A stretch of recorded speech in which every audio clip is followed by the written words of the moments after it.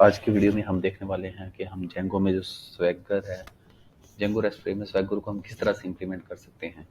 Basically swagger का जो मकसद होता है वो होता है कि अगर हम किसी प्रोजेक्ट पे काम कर रहे हैं जिसमें हमारे साथ एक फ्रंट एंड डेवलपर भी काम कर रहा है और उसको हमने एपीआई प्रोवाइड करनी हो, एपीआई के एंड पॉइंट जो एंड पॉइंट्स होते हैं वो हमने प्रोवाइड करने हो, तो या तो हम उसको डॉक्स के ज़रिए भी शेयर कर सकते हैं, लेकिन बेस्ट वे जो हमारे पास होता है वो स्वैगर होता है। क्योंकि स्वैगर जो हमारे पास होता है ना, वो हमें पूरे प्रोजेक्ट्स के जितने भी यूआरएल्स होते हैं वो हमें प्रोवाइड करता है, जिसमें वो हमें उसके मेथड भी प्रोवाइड करता है और उसके अलावा उसके पैरामीटर्स भी बताता है कि इसके लिए कौन कौन से पैरामीटर्स चाहिए होंगे। तो इसलिए एक बेस्ट तरीका होता है हाँ कि हम स्वैगर को इम्प्लीमेंट कर लें जेंगो रेस्ट फ्रेमवर्क में। तो इधर हम लिखेंगे स्वैगर जेंगो रेस्ट फ्रेमवर्क, और यही हमारे पास जेंगो रेस्ट फ्रेमवर्क स्वैगर की एक वेबसाइट है, ये आ जाएगी। और इसके बाद हम इसको कर लेते हैं ओपन। ये ओपन हो गई है और सबसे पहले हमारे पास एक पैकेज है पिप इंस्टॉल जेंगो रेस्ट फ्रेमवर्क, और सबसे पहले हम इसको इंस्टॉल कर लेते हैं। हम अपने इस प्रोजेक्ट में जाएंगे और इधर हम इसको पेस्ट करेंगे। पेस्ट करने के बाद मैं इस पर क्लिक करता हूँ और इसको करता हूँ इंस्टॉल। अभी ये इंस्टॉल हो रहा था, तब तक हम आते हैं। उसके बाद हमारे पास इंस्टॉल ऐप में हमने जाके स्वैगर और इस रेस्ट फ्रेमवर्क स्वैगर को इंस्टॉल कर देना है। तो हमने जाना अपने प्रोजेक्ट की सेटिंग के अंदर।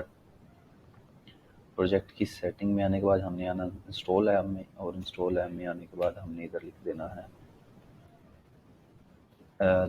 रेस्ट फ्रेमवर्क स्वैगर, और इसको कर देना हमने सेव। सेव करने के बाद हमारे पास थर्ड काम होता है कि हम फ्रॉम रेस्ट फ्रेमवर्क स्वैगर को हम इंपोर्ट कर लें अपनी प्रोजेक्ट की जो रूट डायरेक्टरी के यूआरएल है, हमने उसके अंदर इसको इम्प्लीमेंट करना, ताकि प्रोजेक्ट में हमारे पास जितनी भी ऐप हो उन सबके यूआरएल से ये हमें रिटर्न करके दे दें।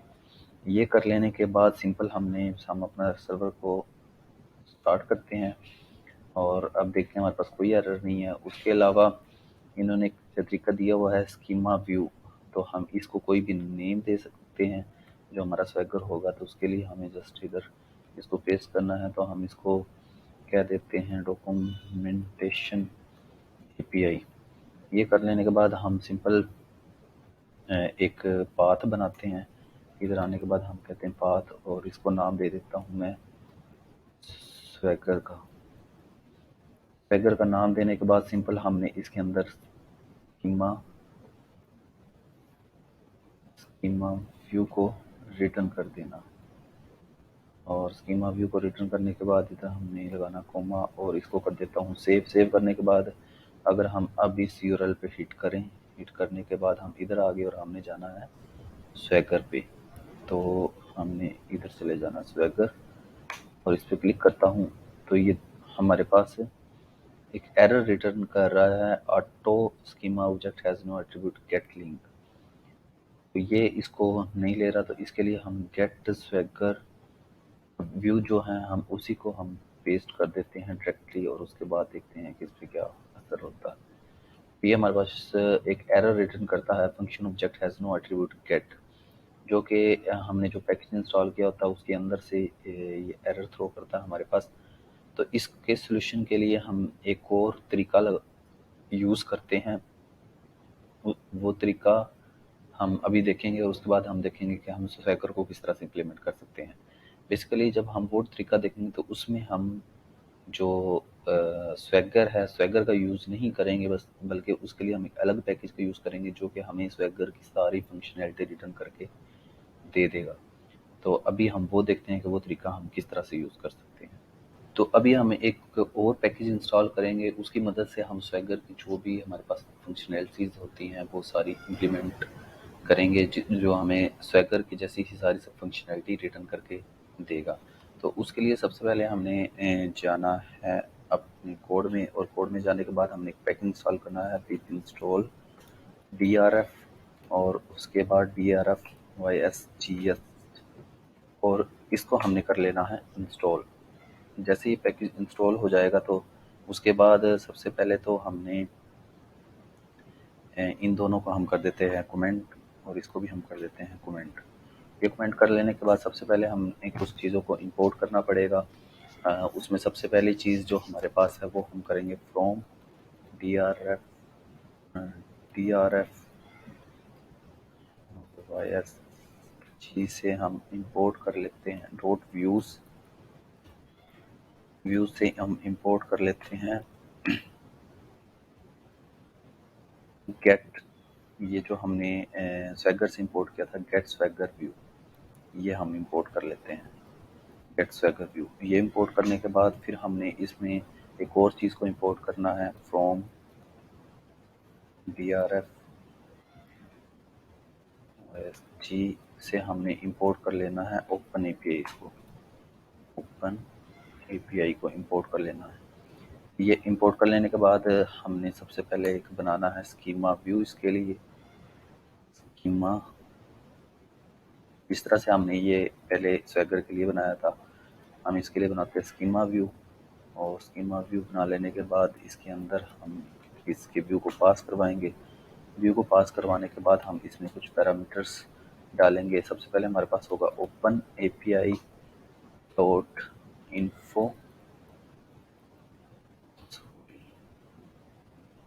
इन्फो और इसके अंदर हम पास करवाते हैं टाइटल। टाइटल हमारा कुछ भी हो सकता है, लाइक हमने पहले लिखा था, हम लिख देते हैं एपीआई। और इसके अलावा हम इसमें डिफाइन कर सकते हैं डिफ़ॉल्ट वर्जन। और डिफ़ॉल्ट वर्जन में हम फॉर एग्जांपल लिख देते हैं V1। इसी तरह हम इसमें लिख सकते हैं डिस्क्रिप्शन और डिस्क्रिप्शन में हम कुछ भी लिख देते हैं, फॉर एग्जांपल मैं लिखता हूँ टेस्ट। इसके अलावा हम इसमें टर्म ऑफ सर्विसेज, कॉन्टैक्ट और लाइसेंस के बारे में भी लिख सकते हैं। उसके अलावा मैं फ़िलहाल इतना ही लिखने के बाद इसमें हम लिख सकते हैं कि पब्लिक ये ट्रू है क्योंकि हम पब्लिकली इसको बना रहे हैं। उसके अलावा हम इसमें परमिशन क्लासेस दे सकते हैं, जो हमारे पास परमिशन क्लासेस होती हैं, परमिशन और क्लासेस। इसमें हम किन किन क्लासेस को परमिशन देना चाहते हैं। तो परमिशन के लिए सबसे पहले हमें रेस्ट फ्रेमवर्क से परमिशन को इंपोर्ट करना पड़ेगा। रेस्ट फ्रेमवर्क इंपोर्ट परमिशन, और ये हम परमिशन को इंपोर्ट कर लेते हैं। उसके बाद हम इधर आएंगे, इसमें हमने लिखना परमिशन और डॉट अलाउ एनी, मतलब हम सब के लिए इसकी परमिशन को अलाउ कर देते हैं।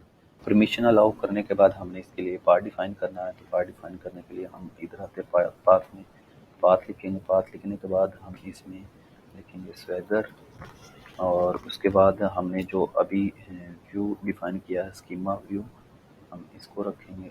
और स्कीमा व्यू डॉट, इसमें हमें बताना पड़ता है कि हमें साथ इसका यूआई भी चाहिए, और उसके अंदर हम पास करवा देते हैं स्वैगर को, और उसके साथ हम कह देते हैं जो हमारी कैश टाइम आउट है वो हम रख देते हैं 0, वो हमने रख दिया 0। और उसके अलावा हम इसको एक नेम भी दे सकते हैं, और इसके अंदर हम नेम पास कर देते हैं schema swagger UI, schema swagger UI, यह हमने इसके अंदर नेम पास करवा दिया।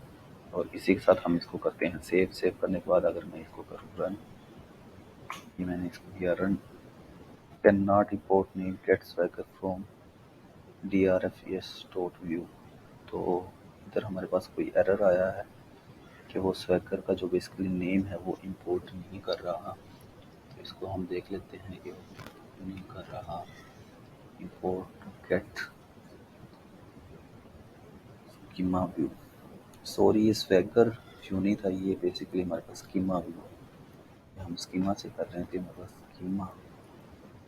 स्कीमा व्यू, और इधर भी हमारे पास स्कीमा व्यू आ जाएगा, क्योंकि अब हम स्वैगर को नहीं, हम स्कीमा व्यू को कर रहे हैं। तो इधर हमने लिखना है गेट स्कीमा व्यू। तो ये कर लेने के बाद अगर अब हम इसको सेव करें तो देखिए हमारे पास ये जो एरर है default version, I think so हमारे पास जो स्पेलिंग की मिस्टेक है डिफ़ॉल्ट वर्जन के अंदर, तो सॉरी ये हमारे पास डिफ़ॉल्ट इस तरह से स्पेलिंग आएगी। और अगर अब हम देखें कैश टाइम आउट में भी हमारे पास, इट इज़ माय बैड, जो है हमारे पास स्पेलिंग की मिस्टेक है कैश टाइम आउट के अंदर भी, कैश टाइम आउट में भी। तो अब देखिए हमारे सारे एरर्स जो हैं वो रिज़ॉल्व हो गए हैं।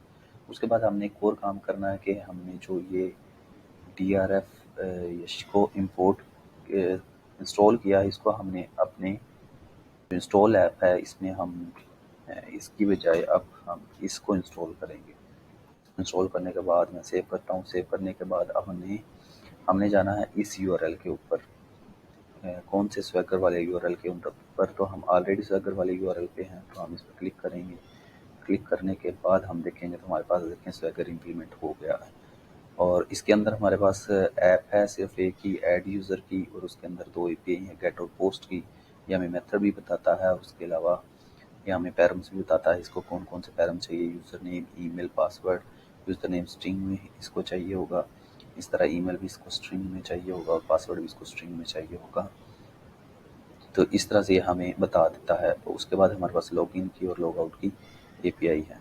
उसके अलावा जो हमने नेम लिखा था API वो इधर आ गया, बेस यूआरएल हमें प्रोवाइड करता है, और उसके अलावा ये डिस्क्रिप्शन हमारे पास होती है।